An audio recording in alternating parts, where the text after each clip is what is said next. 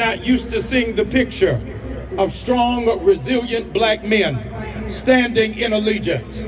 I want you, if you will, whoever is standing near you, would you give an overwhelming applause for every black man who's around you, for their strength and for their resilience. Love you, brother.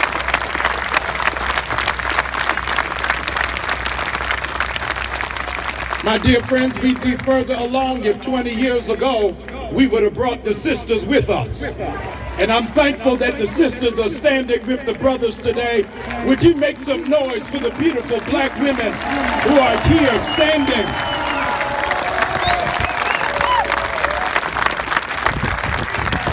Years ago when we assembled, you'll notice that we were not asking Washington for anything.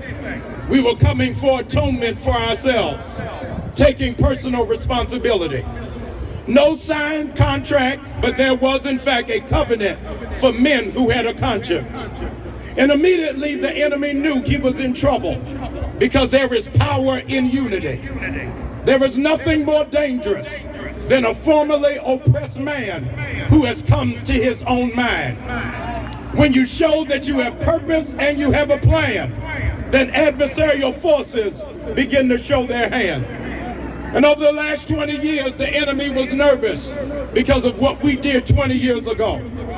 So over the last 20 years, they have multiplied mass incarceration.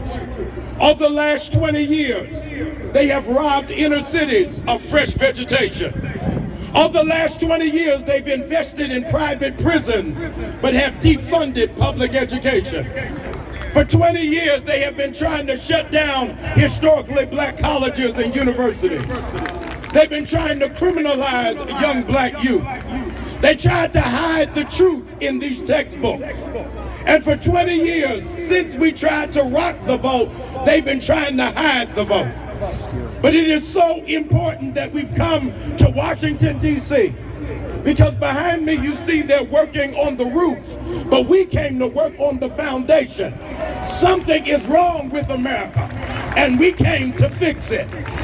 Appearing almost as a move of God, as we began to converge from Compton to Baltimore and Cleveland, on this very week, the Department of Justice made up in their mind that they did something wrong. They over-sentenced.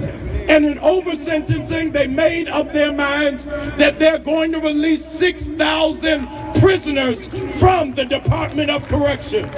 I want you, in an amazing way, for the strength of our brothers and sisters who are the prisoners of the war on drugs, would you give God praise for those who are incarcerated?